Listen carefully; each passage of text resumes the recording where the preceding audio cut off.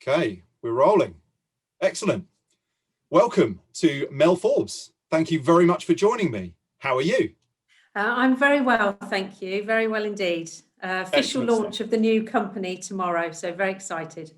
And I really appreciate you taking the time to come and chat to me today, because I know you've got loads to do. But I think we've got some really interesting topics to talk about.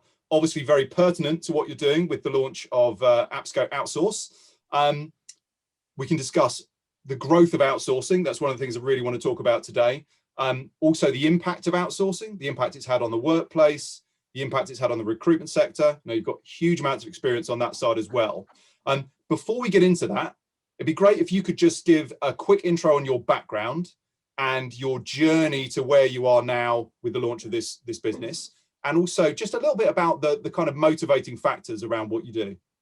Okay, so I've been in the recruitment industry for 30 years, and I very much started in traditional staffing. And I knew very early on that traditional staffing was never going to be my long-term career. And that's because back then, 30 years ago, the element of sales, getting on the phone, bang, bang, bang, 50 sales calls a day, it was a very different mentality to what I know it is now. But I realized that I was all about building the relationship with the customer, really supporting the customer with what they were trying to achieve. And so fell into outsourcing, literally after sort of 10 years in Manpower. And when I went into outsourcing, it was very much the days of gone of looking at a customer with a pound sign above their head and a candidate. It was very much about the client has a problem, we need to fix it. And it was, you just started to take on a much more strategic relationship. And I realized, wow, this is, I love the recruitment industry. I love the customers. I love the candidates. I love what I'm doing, but now I don't have to do that type of sales. It's all about service.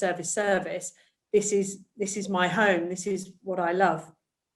What I realized as well that I always said I would leave the recruitment industry in a better place than I found it, because very early on we had a quite poor, reputation. It was probably as bad as double glazing salesmen and alike. And I think the industry as a whole has professionalized itself quite well, and it's got a lot better in how it delivers its services and products. So outsourcing for me began about 20 years ago, particularly in managed solutions, so the contingent workforce, large scale. I've had the wonderful career of being able to work with some amazing customers, and really just you get such an insight into how those companies operate, their culture, their people. I've also had some horrors as well along the way, as you can imagine, but that's all in the learning. So I found that through all of the ups and downs of my career, landing with AppSco now is kind of made me think, well, do you know what? You always set out to leave the industry in better shape than you found it. If you're working for a trade body in the sector that you part of the sector that you absolutely love, then you can influence best practice, quality, you can support us raising the standards, innovation, evolution of the recruitment industry as a whole. I'm actually probably much better placed now to really do that and influence and impact that. So yeah, that's kind of, full circle. So officially I've worked for AppSco Outsource now for it's coming up for the first month. I joined on the 4th of January. And so that's super exciting, but along the way, you've worked for some big players in the recruitment industry. You've got fantastic experience. You've worked with Guidant within the Impellum Group, AMS, Rulion, and then obviously Manpower Group early on. Yes. But in terms of sorry, carry on. No, I was going to say Manpower, the grounding that Manpower gave me was absolutely, I always said I'd be forever grateful to Manpower, because the training of being a rookie, I was 19 years old when I joined Manpower, and I didn't know a thing about recruitment.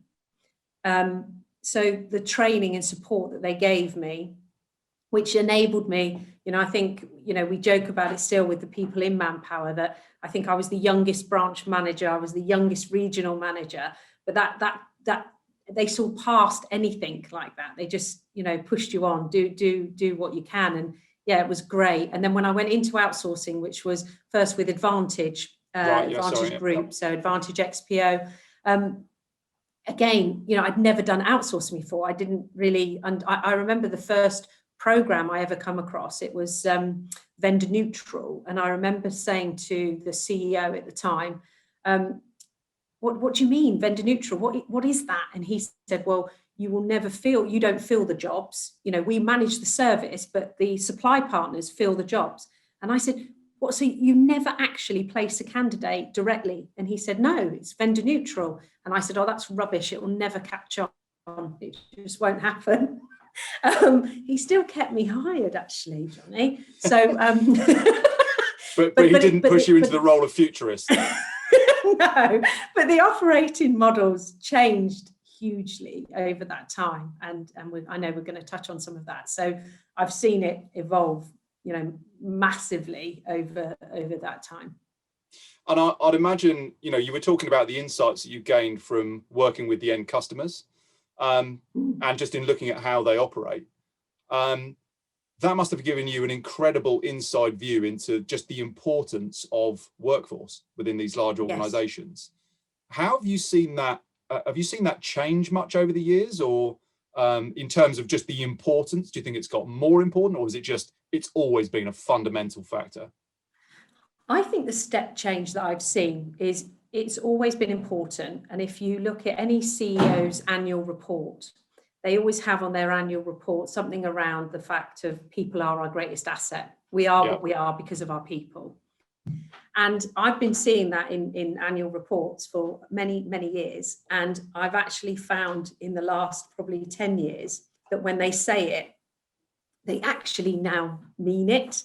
And I don't mean that they didn't mean it before, but you could never marry up what they were doing to really demonstrate it and live and breathe what they were thinking.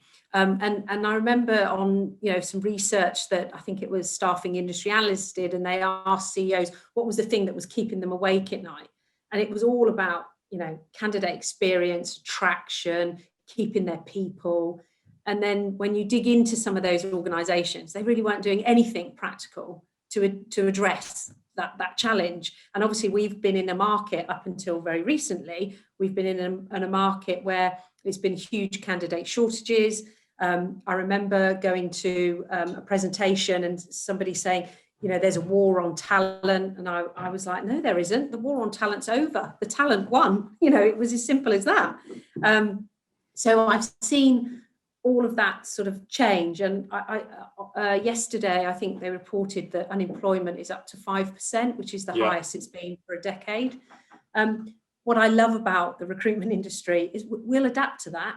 We'll find the opportunity there, because we always do. I've been through, because I'm old, I've been through three recessions now within my recruitment career, and we just adapt and change. And I love it. We're just so agile as an industry, because we have to respond to our clients. We have to serve our clients to what they need. I could not agree more with regards to that adaptability. And I think it's interesting when you're talking about the shift in the importance that companies place on their workforce and what they're genuinely doing about it. I mean, if you look at the shift in workforce patterns over the last 60 years, in terms of going from job for life, transitioning through to right where we are now, where the gig economy is getting more important and more relevant, there's different workforce models springing up. Remote working is obviously massive at the moment.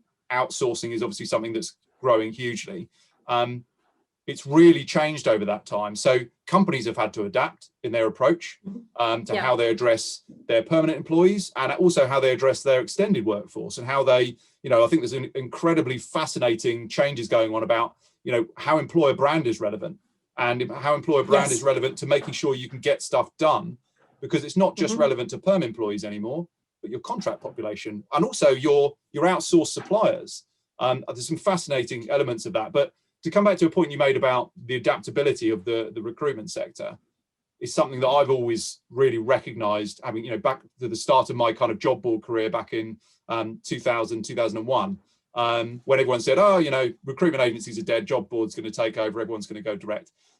Recruitment agencies, recruitment businesses, I just think are, like you say, that it's moved away from just this purely transactional type approach of selling to, I think recruitment organizations are very, very effective problem solvers.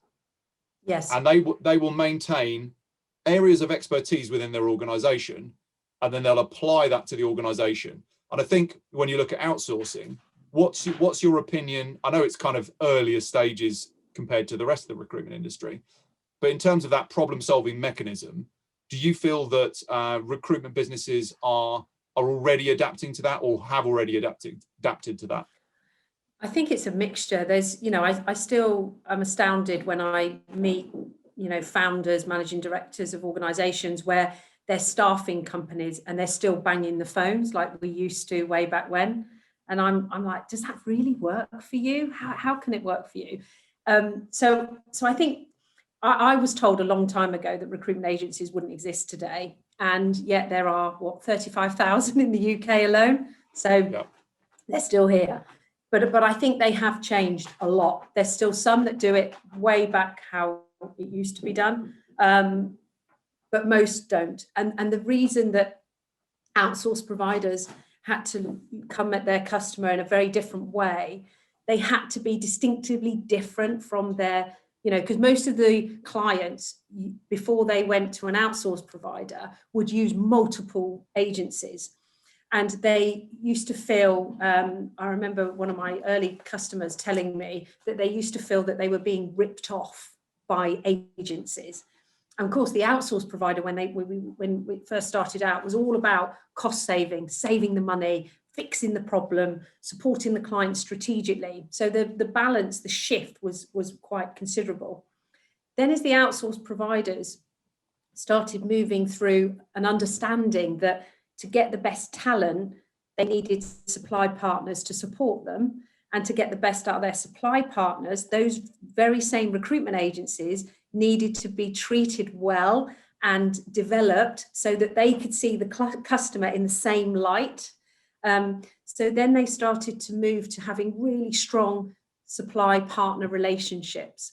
And I was very fortunate that I was in a position at that time where we created a fantastic supply partner program, and I've seen now many other outsourced providers do exactly the same, because they recognize that you can't direct fill everything if that's the model. You need supply partners to support you, and the recruitment agencies that are in those supply positions have recognized, right, this is different. This isn't just about putting a bum on a seat. This isn't just about how transactionally we might have performed before. We've got to change the way that we do this. And alongside that, of course, the way you attract people to your organization or to your customer's organization is so different. I come from the time when you used to sit on in a branch on a high street, and people would just come in the door and you'd register them, because I'm so old in that vein. But now it's totally different. And in outsourcing for a long time, we've been saying to the customer, it's about your brand, your candidate experience. So it's not good enough if you interview and you don't go back with feedback. It's not good enough if you reject with no understanding of how that person learns from the experience for the next time they're interviewed. So it's been a massive education. And customers for a long time used to, and I've had customers say that, well, why do we bother doing that? They're only a temp, they're not going to be here permanently. So why are we bothering? And it was only actually as I started to work alongside some of the big retail brands that suddenly the clock, the light bulb went on, and it was, no, these are your customers. And the big banks got that really quickly. These workers that are coming in, they might not be permanent, but my God, they're your end user customers. So you better treat them right. So yeah, I think it's evolved massively.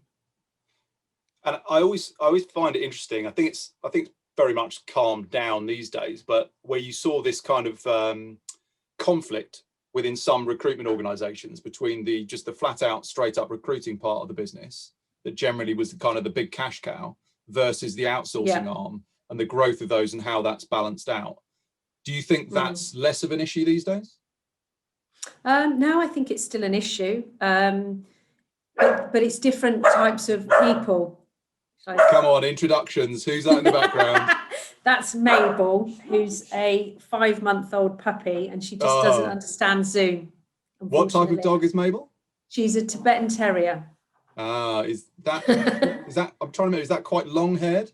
Yes, that you can have them very long haired. We're not, we're keeping her short, but medium-sized dog, very full of fun and mischief. So yeah, Excellent. She's keeping me on my toes. So she's if the postman comes, unfortunately, which is what just happened, that's what happens. Standard these days. Yeah.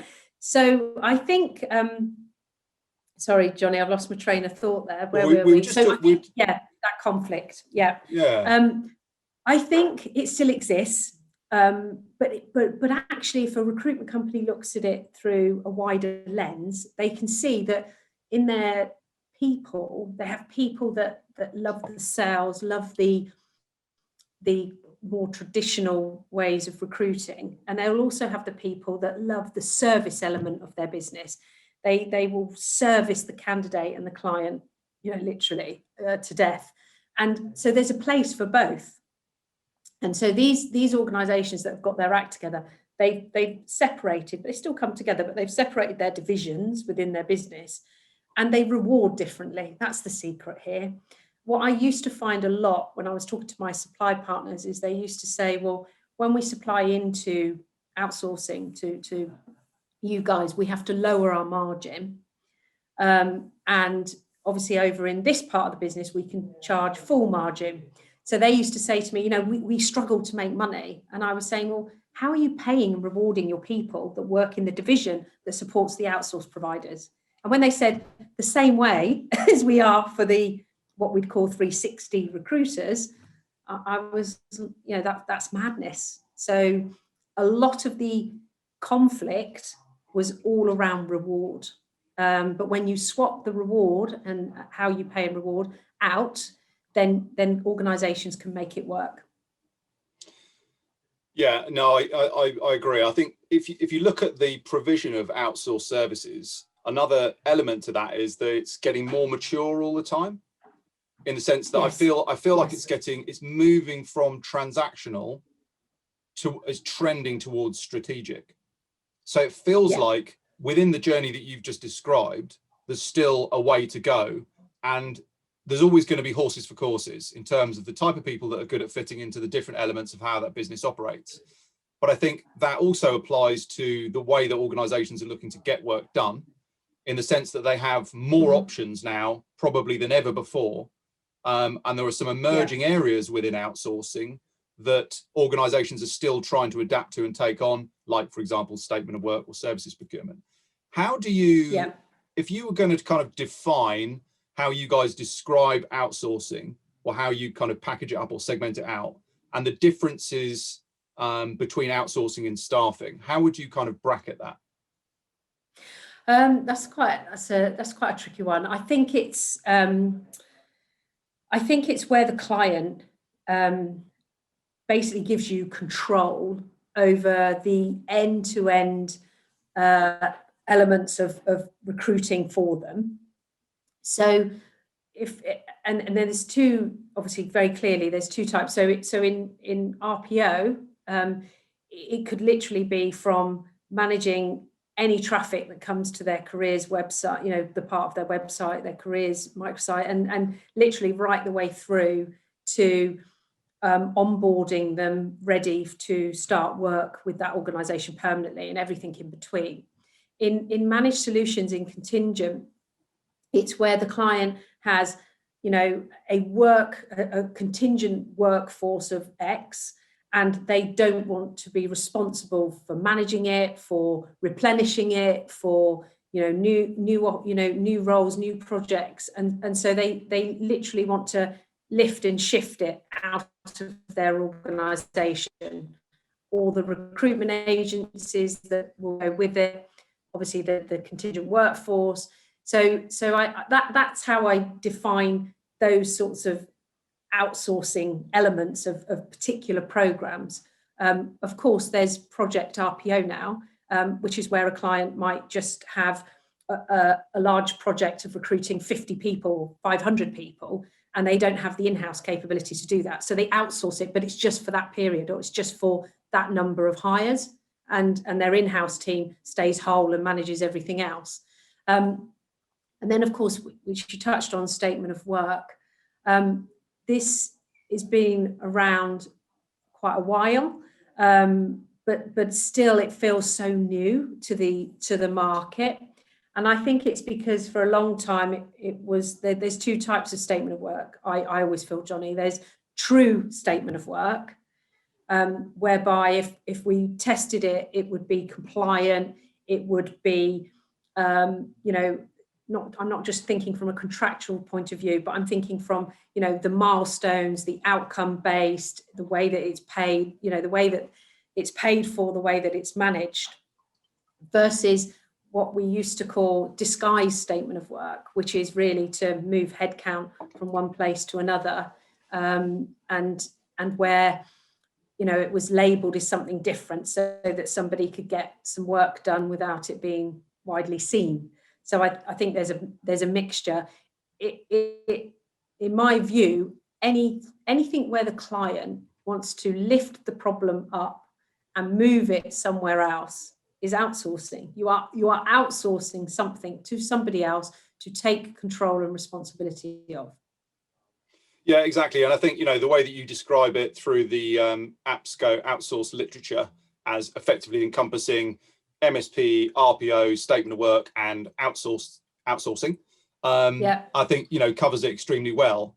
And yeah, when you talk about statement of work, it has been around for a while, and actually the management of statement of work is a big problem, or management of services procurement is a big problem for a lot of companies. But really it only feels like the last 12 months, the last 9 to 12 months have really driven the growth in the urgency around managing that. Various factors, we come on to discuss some of them later, but obviously things like COVID massively pushed outsourcing. But as you say, there are other things like, for example, where you've got that hidden headcount, body shopping, fake SOW, call it what you want, that is a real clear issue now for companies in the UK as we come into the IR35 reforms. And whether it's getting around a headcount freeze, or whether people have got different sign-off capabilities and they haven't got any sign-off for a contractor, but they can stick in a project as a consultancy. I think there's some really interesting elements to that. But again, it's a learning process where, from what I'm seeing, I think recruitment organizations are having to react and adapt to this. And what generally happens at these kind of inflection points is some people within the market will say, companies are just going to sort this out themselves. Recruitment companies, it's going to be outside their remit. They won't be successful. But, if I take note from what I've seen historically, generally where there are changes, recruitment organizations adapt far quicker than end organizations.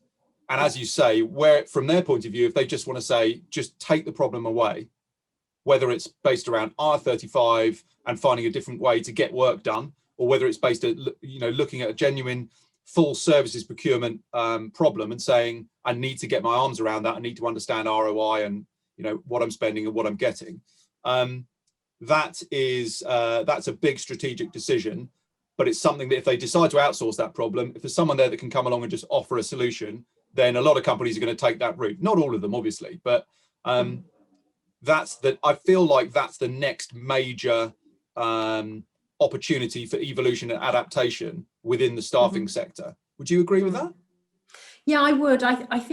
I think generally, I think I saw it in a McKinsey report that they're calling this the fourth industrial revolution, because the ability for everybody to work from home, or as many people as possible to work from home. I remember back in, I had a friend who worked at one of the big banks, and they were told you will never be able to work from home. Security, et cetera, it just can't happen. And yet she's very senior, she works from home, right?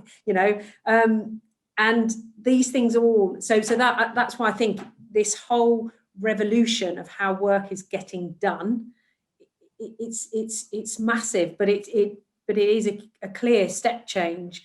And therefore, I don't believe it can go back to the way it was. There's no need. Why would you? Why do you want to do that? So I think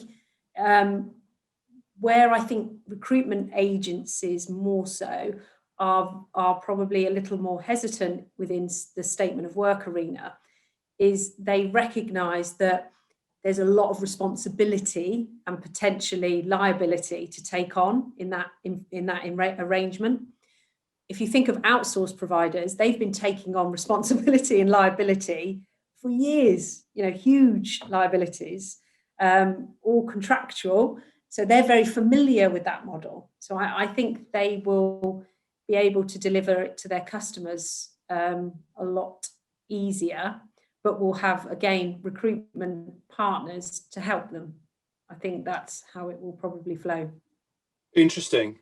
Yeah, I mean, we're seeing different things in the market in the way that large recruitment organizations are approaching it, and some of the kind of mid-sized and smaller ones that are very nimble, and they're kind of moving up and down the value chain in the sense that some people are offering project services, and that might even be quite small, maybe very specialist recruitment companies start moving into having a PMO function and offering project services. And then you've got the larger organizations that are offering the full management, effectively an MSP for statement of work or for services procurement, right at the kind of top level.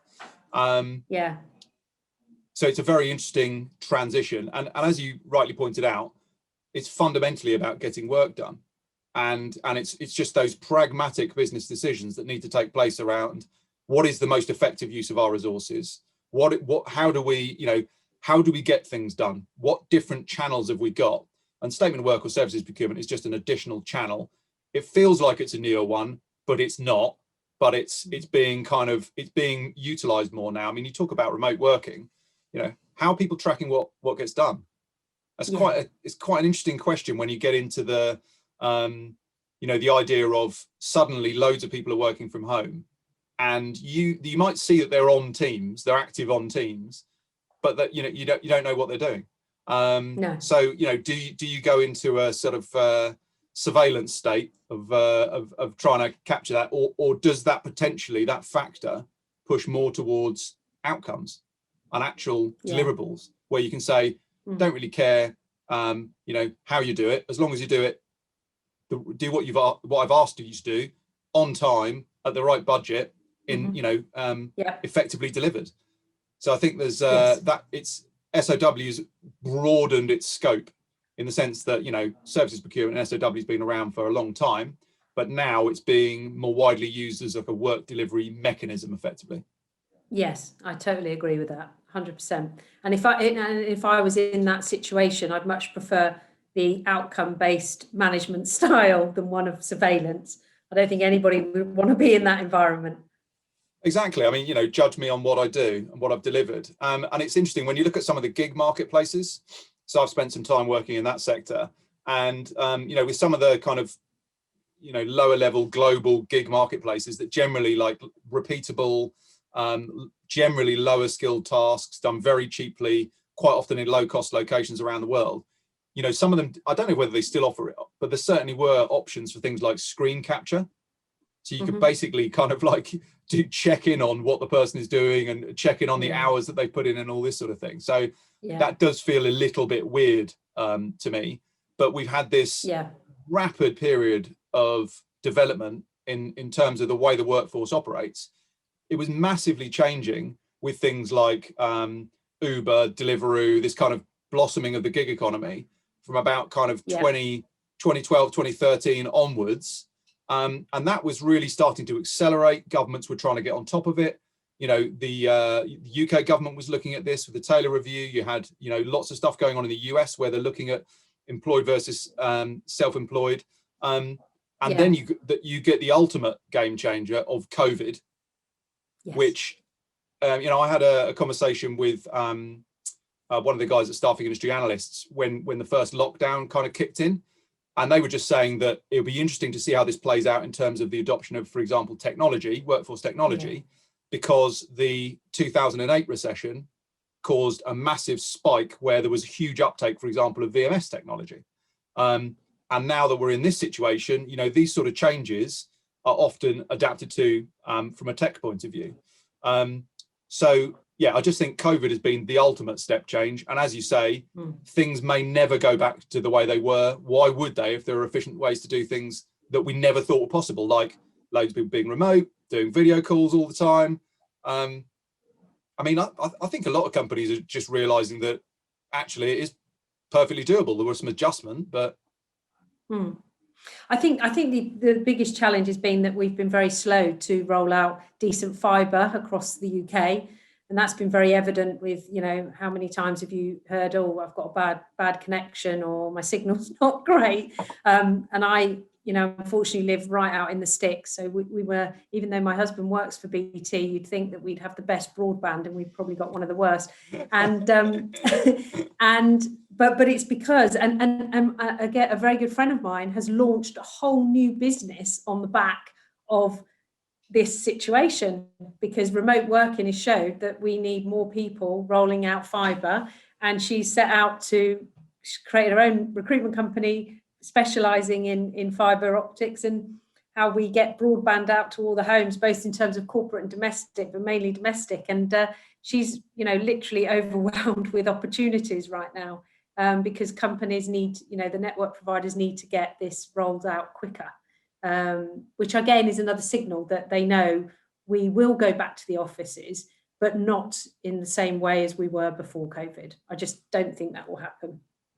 Yeah, I mean, it's, you know, I definitely can still see the value in teams being able to get together for specific meetings, workshops, for people to have the facility to go into the office when they want to, and then work from home when they want to, because everyone's had to just get on with it. But clearly for a lot of people, it's been inconvenient, whether it's kids or pets or whatever it might be, commutes, there's pros and cons to either side of it. So I think the ultimate balance is just having the flexibility of being able to get together when you need to. So I think a lot more flexible kind of workspace type stuff will become more the norm. But you guys, with regards to APSCO Outsource, why is now the time? Is it these kind of events have kind of precipitated this? What's the driving factor? You've got the launch is tomorrow, isn't it? Yes. How's the timing worked out? I think it's something that APSCO Global have been deliberating for some time, because the outsourcing market has grown so much over the last 10 years or so, and is continuing to do so despite COVID, despite, you know, Brexit, despite IR35, all the things that are the challenges that we're seeing in the economy.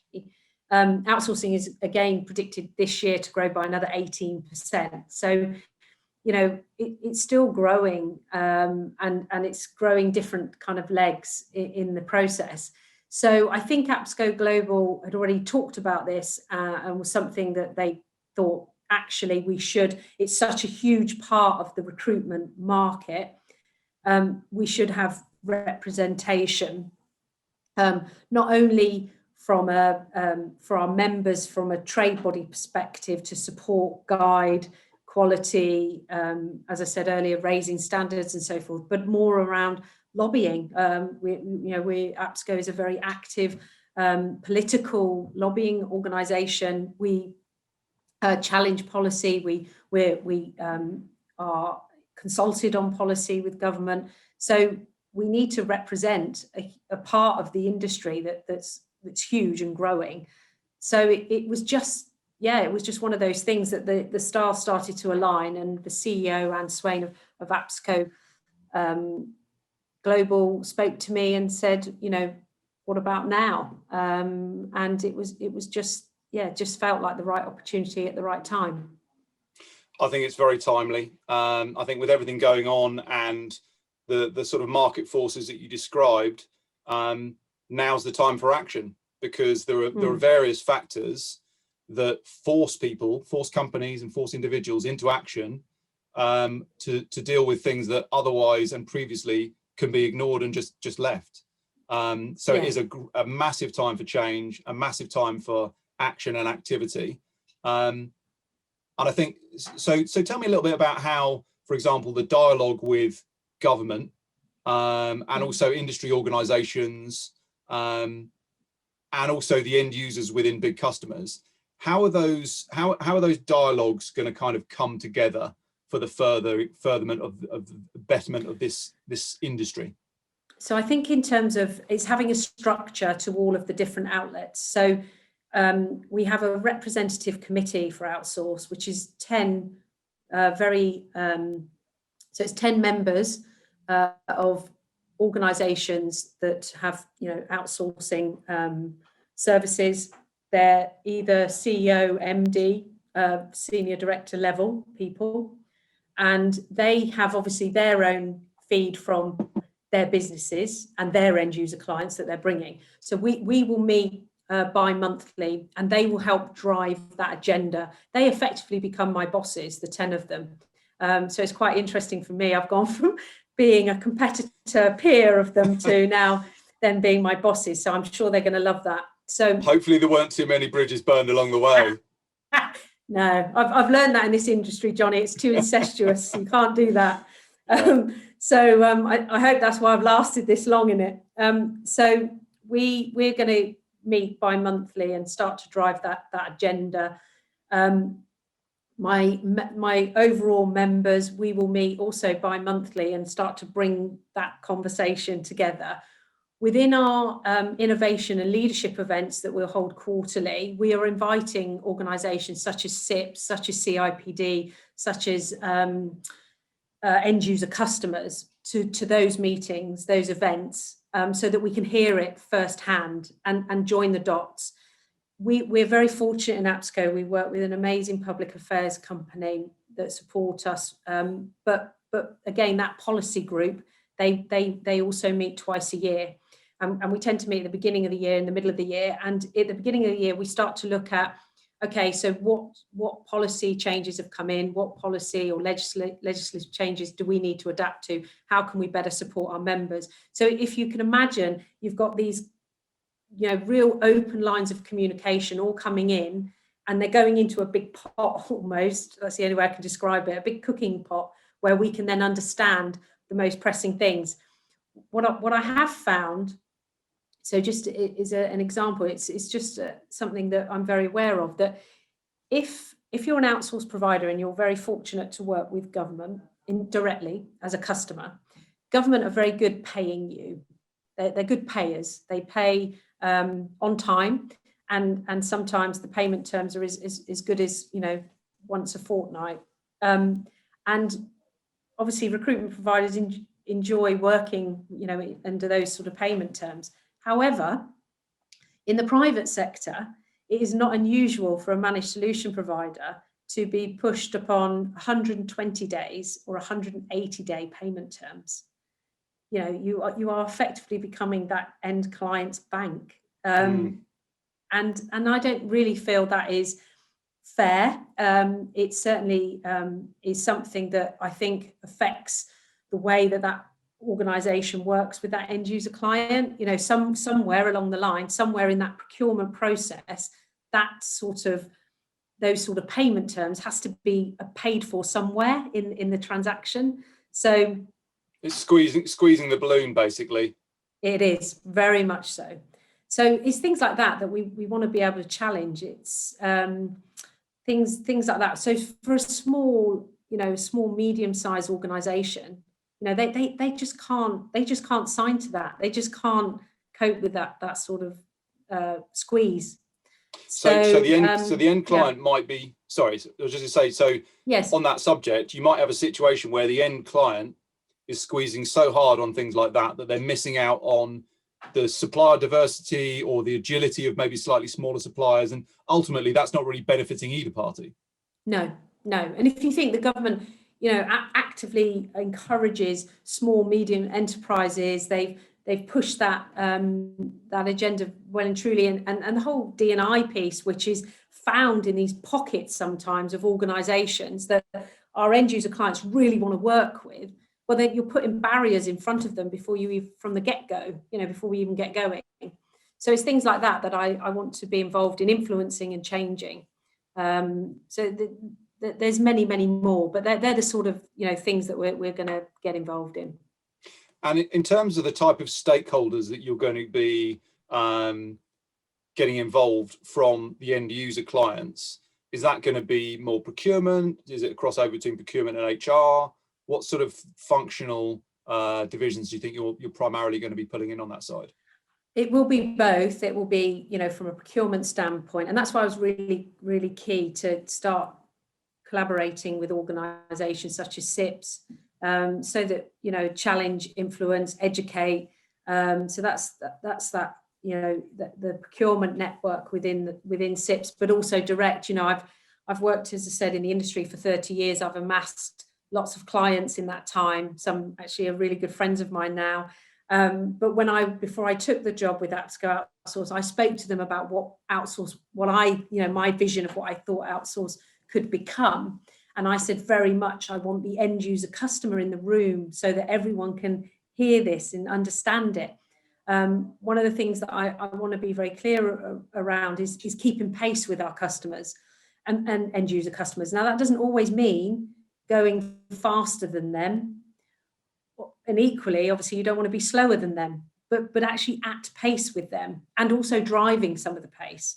So there's in that time, when I look at the clients that I have in my network, they are across so many different sectors, but they are predominantly in HR director level, procurement, again director level, but also some areas of key delivery. So where you've got delivery directors of programs on the client side, those types of individuals. So yeah. We can really get a cross mix. Yeah, I was going to say, when you look at the operational side of it, delivery, you start getting more into outsourcing, particularly areas like where it's project based or deliverables based. That really starts knitting into the fabric within those organizations of how program management, how it actually gets delivered, the real operations of that actual organization. And I think that's going to become something that I think will increase over time. But I think when you look at it purely from a procurement perspective, I think with everything going on at the moment, I think the importance of procurement has never been higher from a strategic point of view. Organizations everywhere are looking at how they can cut costs and be more efficient. But also, there's no point in just cutting costs for the sake of it. It's about driving return. If you're spending something and it's delivering something fantastic, do more of that, please. So procurement need to take more of a strategic role. And I know that, most senior people within procurement, and well, anybody within procurement, wants to be more strategic. They don't just want to be stuck in a transactional scenario, because they can really bring that stuff. They're given the seat at the table and the opportunity. They can really bring that stuff to the surface and feed that into CFO, CEO, whoever it may be, to help drive the overall strategy. So I think being able to bring procurement leaders into this conversation alongside operational people and HR people is going to be critical to moving it forward. Yes. And in terms of interactions with trade bodies like you mentioned SIPS, what do they see as the kind of opportunities and the motivating factors around what they can do and what you can do with them in this sector? Well, so we're in early conversations. I'm talking to the chairwoman of SIPS, and Shirley and I have had a couple of conversations, and initially I think I'm coming at it from the point of probably challenging some bad buying practices. And Shirley's coming from the point of actually allowing, procurement to hear and understand and also receive that challenge directly. I like the fact that, so before I was part of APSCO Outsource, obviously I was working for some of the major global outsource providers, and I used to try and get some sort of traction with SIPS. I wanted to have a relationship with SIPS, and they wouldn't ever let me near them because obviously I was working for an outsource provider. But directly now I'm in the driving seat of a fellow trade body. I'm allowed in, so I'm liking the access to all areas all of a sudden.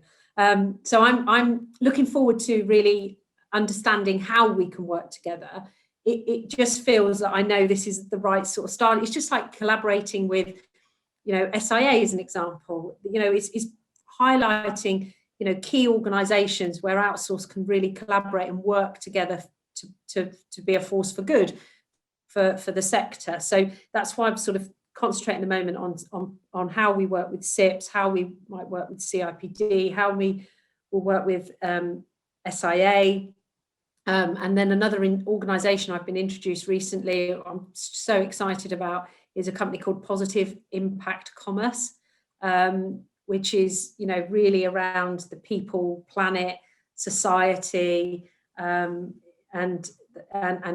ultimately profit, but how it's really positive capitalism. So capitalism doing what it should do, what it's designed to do. So these are the sort of other organisations I want to bring to the APSCO Outsource party for my members and I to really understand and start to, as I say, collaborate and influence as much as we can. Yeah, and I think it's a fantastic opportunity to bring the dialogue together with these different parties that may not get the kind of opportunity to discuss these type of things outside of a live situation. If it's a live situation where someone's already a customer or there's someone selling into somebody else, everybody's got their guard up and there's different motivating factors in there. But just to be able to have an open discussion, there are clearly going to be better ways for everybody to work together that work to everybody's advantage. So I think that's really, really exciting. I think another area that has hugely exciting potential is just around best practice. And I guess that this kind of dialogue and what comes out of this and the way that the government are driving things and all of these factors come together, that can help shape what best practice is and what best practice becomes. How do you, as a trade body, how do you see, what do you see as the best way for you guys to contribute to that, to help define best practice and ensure best practice? So I think APSCO UK do that very well in the staffing industry, market, and they do it through educating. So there's the learning and development side of the business, which showcases best practice, and then of course members that sign up to our code of conduct, they sign up to be part of. Being as a member, you will be audited, and they agree to that when they sign in to become members. They get audited as a business on a biannual basis. So the same will apply in outsource. We will mirror some of that influence of our members, because we've seen that that's been a very successful route for the rest of APSCO. So it will be around that education bit, around learning and development, but also around, we have to adhere to the code. We have to behave in this way. If you don't as a member, then, quite often if that's the case, then you might not be able to stay a member. So there is an element of compliance, unfortunately, but it is the way of the world that, we want. I think it goes back, and people who've worked for me have heard me say this a lot. You will always be judged by the company you keep. And I want APSCO Outsource, our members, to be like-minded people, to, we are, those members are competitors of each other. But when they come together, the competitive piece needs to go so that they can allow us to just get better within the industry that we operate. And be judged by the company you keep. I want us to be able to say, come and join APSCO Outsource. You'll be in good company because these organisations do it right and they do it well. And so I think that's really the vision for it, of ensuring that we get the providers signed up to that from the get-go. Yeah, so it's really all about setting standards, setting reasonable, forward-looking standards that help the industry and help every stakeholder for it to be the best it possibly can be, and then everyone being held to account of that effectively by the organisation, by the trade body, by each other, by themselves. How do you see that working, or what do you see as the kind of evolutionary path towards that in more sort of emergent areas like statement of work, for example, where it's a lot earlier in the journey. How do you see that playing out in terms of kind of best practice in areas like that? Again, I think any of the solutions, regardless of what the solutions are, they need to be compliant. They need to be, first and foremost, legal. And you'll be surprised, well, you won't be surprised, Johnny, you know that there's people out there who try and do these things by cutting corners and not having the right contractual obligations outlined, the right way of working. And so I think initially it's in areas such as statement of work, it's first of all making sure that the process and in the tech platform, as it were, because most of these things now, well, pretty much everything I can think of in the outsource world is underpinned by some technology. And so there must be a way within that technology of making sure it's legal and compliant.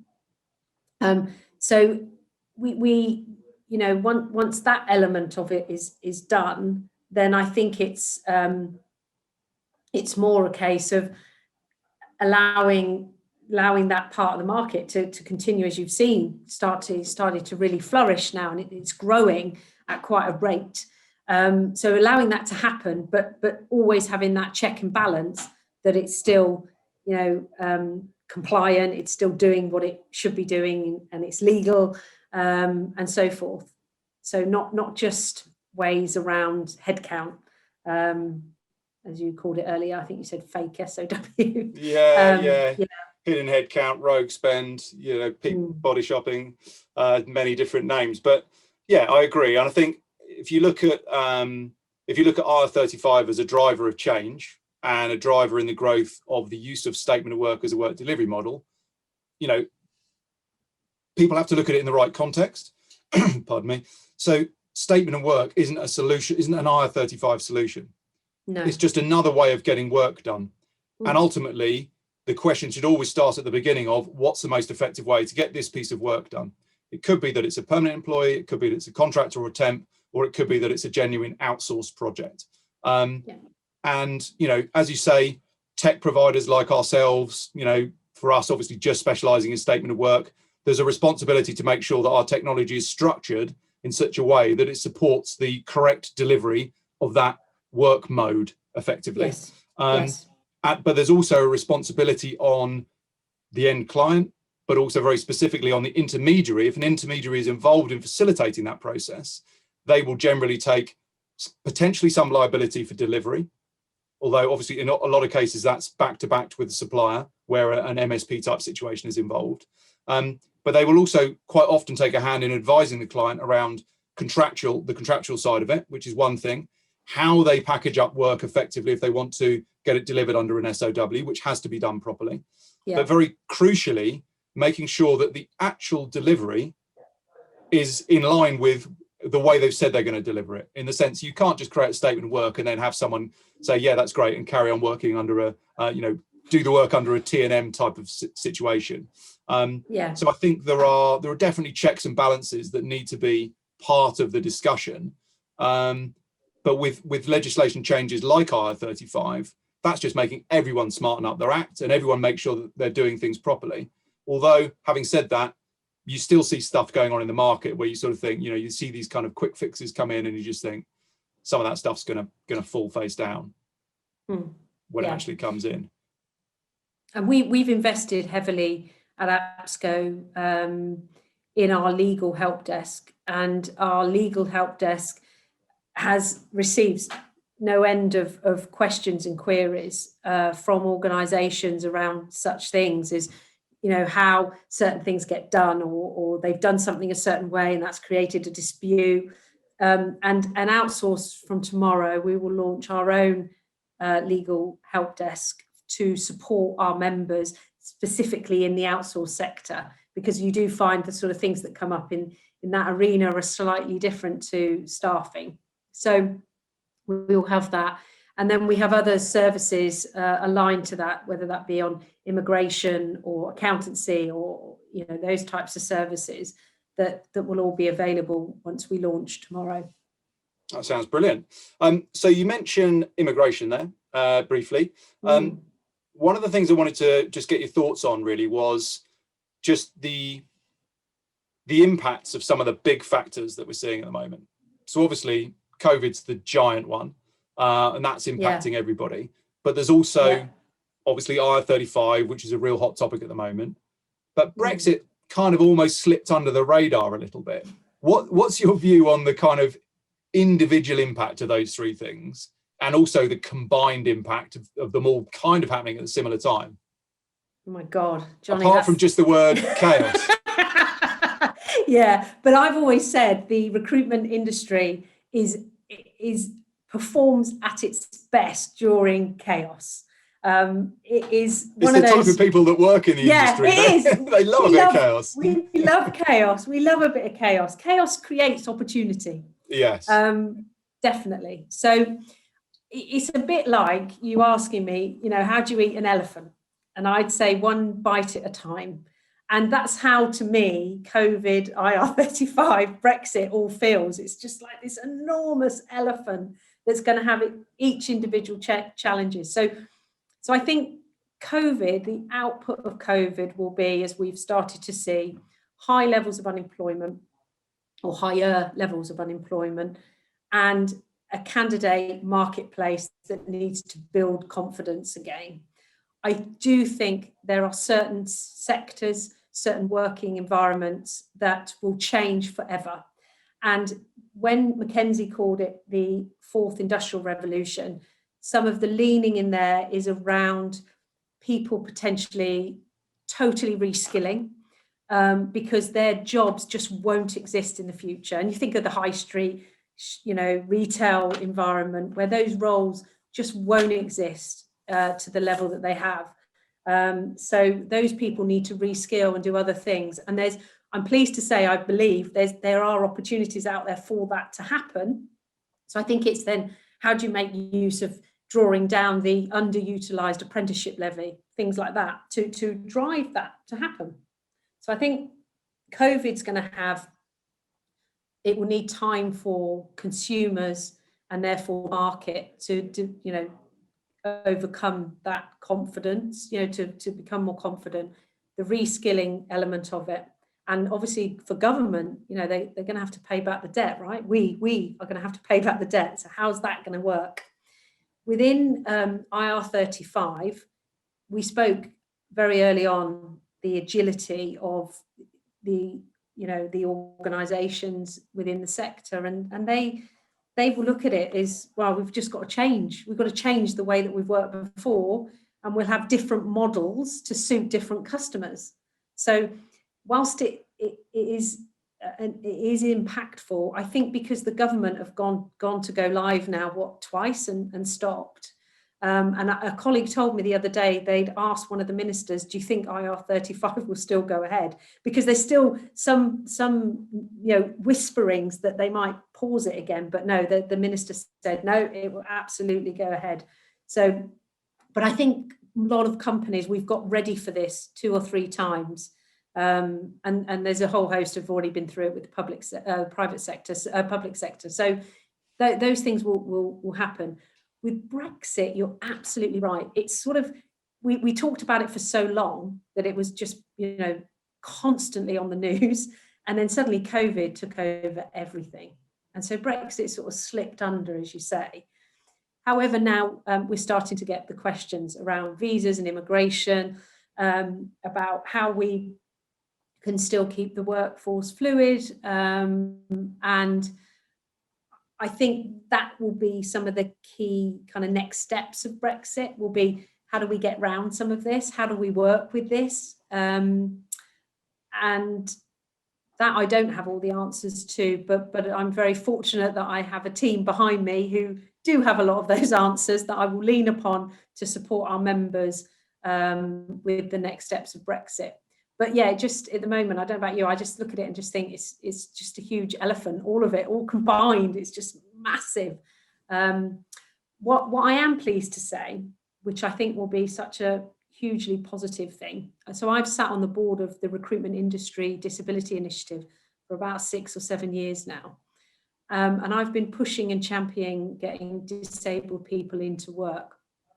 Initially, actually, I saw it selfishly as an untapped talent pool that I could pull upon, but also morally the right thing to do. So we've had some great success over the years, and more organisations are doing what they should do, and actually fixing their environments to be much more inclusive. And what they have found is the whole D&I spectrum is huge, all the different strands. But actually, what I found is if you fix your processes and behaviours around disability, it automatically makes your organisation so much more inclusive for every other strand of the D&I agenda. So I think this whole working from home is really started to push down some of those barriers that were put up around disabled candidates. It's leveled that playing field considerably. So I think that's been hugely positive. I also think that because of what's happened, organisations, instead of, because a lot of them have, huge, great big glossy marketing spins on D&I and, their green credentials and so forth. And now I think, again, it comes back to stop talking about it and actually do practical things to make it happen. And I've been pushing on around the green agenda for some time. I have felt that that's, something that's going to come back with real vengeance. Stop, again, less about conversation, more about action. And with Joe Biden coming into the US as the president, I think, again, his agenda is very much set around that. So that will automatically have a surge on the UK. The government already set out their agenda on it, but I think that's going to be pushed even further, and they've already announced lots more money into that direction. So some of the real positives I think will be the social shift and the dynamics around ED&I, the planet, society. I just think that's going to change for the real good of the real better for the country. So I think that's the positives. It's such an interesting area. I mean, you can't hoodwink young people coming into the market now around environmental issues. That they're much more likely to make, it's much more important factor for them to make a job choice on their, how they view a potential employer from an ethical point of view, around sustainability, or it might be around diversity or equality or any other factor. But that's, they're less just about the paycheck. And people are, they're more inclined to look at it from a wider thing of, do I want to align myself with this organization? It kind of ties back to what I was saying about, what is a brand these days, and how you have that employer value proposition or whatever it might be, what your brand means. Because you look at it, what does your brand mean to your permanent employees? That's important. But contingent workforce has grown massively. What do people are people really using their brand effectively with contingent workforce? In many cases, I would say no, but they're starting to. It's much more of a priority.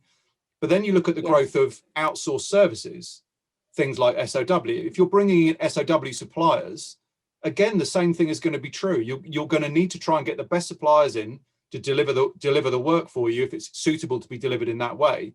But you're going to need to appeal to them, not just in ways of paying well or paying quickly or whatever, but in terms of alignment. And I just think that's just a much more important thing globally now. And it becoming, I studied environmental biology back in the day when I was at university, and I was like, this is going to be massive when I come out of university. Ecology is going to be so important. We're just about catching up to where I thought it might be at the time. So yeah, I think it's a huge opportunity. But I also think, I agree with what you're saying about COVID in some ways helping diversity and inclusion.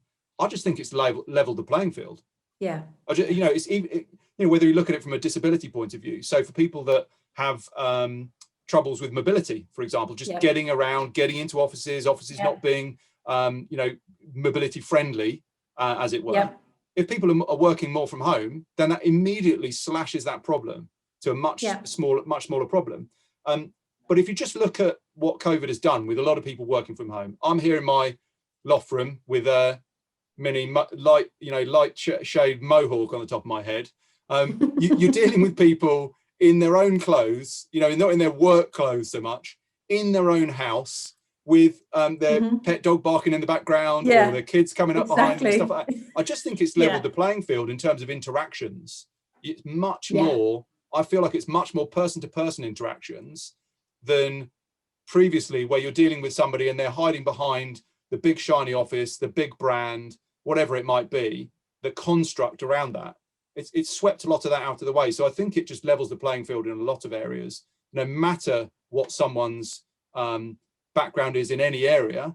It's all about, you know, valid input yeah. and working together as people. So yeah, in some ways you could say that's been, there's real positive potential that could come out of that.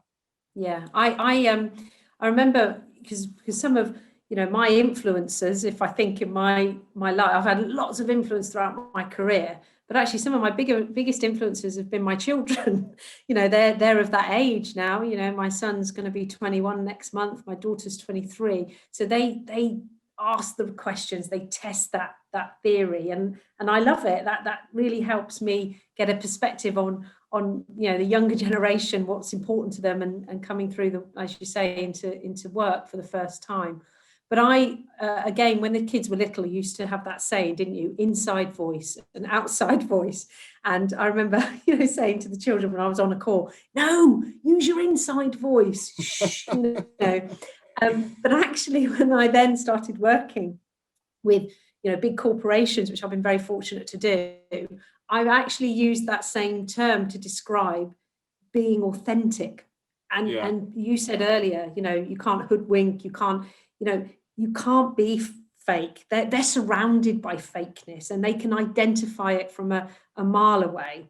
Um, so actually, it's for those companies, whatever their great big brilliant marketing, you know, and a lot of the marketing process has been automated now, but whatever that brilliant machine is of your marketing, which is your outside voice, my God, make sure it matches your inside voice, because, you know, those two things, that's where fake, you know, you see fake, because the two things are not the same.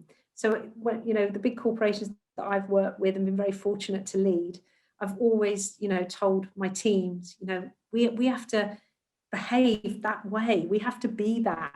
If that's what we want to stand for, if that's who we believe we are, my God, then it's the inside and the outside voice. They need to be the same. yeah, I think that's a great way to put it, a really good way to put it. And ultimately, you know, if you don't hold true to that, you'll get found out eventually. Yeah. And you know, as you were talking about, I can't remember the name of the ethical, I think it was an ethical buying or ethical business organization you were talking about. Ultimately, these things, positive impact commerce, PIC. Positive impact commerce. Yeah. So ultimately, you know, these things do tie into the success of an organization. Yeah. You've seen that where organizations, even if they're a supplier, have distanced themselves from other organizations if they disagree with, you know, a political or social standpoint that organization Yes. might have, or maybe them seeing that organization not standing up for something that they think they should be. And even suppliers will say, well, we're not working with them anymore, even if they're one of our big customers. So it all ties in, and yeah, much more now than it has ever been. It has to be real. So yeah, I join with you in that as a positive outlook. I really appreciate your time. We're going to wrap up in a minute, but just before we do, I just wanted to get your opinion on one last thing, and that is just, if you look at what you're doing, if you look at all the things that you're addressing and the vision that you and the APSCO team have for APSCO Outsource, how does that fit within the global scenario? What's the global outlook for what you guys are doing? So we recognise that the UK is not the largest outsourcing market. Obviously, that's North America. But what we were very clear is that APSCO has an amazing brand already and reputation in the UK. So it was better to launch here, leverage from that reputation and brand. But APSCO Global already has operations in Germany, Singapore, Malaysia, Australia. So we absolutely have a global view of this, and outsourcing in different levels of maturity across the globe. But interestingly, one area that APSCO Global doesn't currently have a presence is North America. But I have worked extensively within North America and have lots of contacts there, and also as I said, it is the largest outsourcing market in the world. So it will make sense for us to push on that, the global presence sooner rather than later. And so, yeah, watch this space. That's definitely going to be happening. Fantastic. I think it's a huge opportunity. Well, listen, Mel, thank you so much for taking the time. Really appreciate it. Loads of super exciting things going on, and I probably better let you go so that you can get everything ready for tomorrow's launch. Good luck with that. Thank you, and Johnny. yeah, really appreciate your time. It's great to chat to you. Pleasure. Take care. Thank you. You Bye. too. Cheers.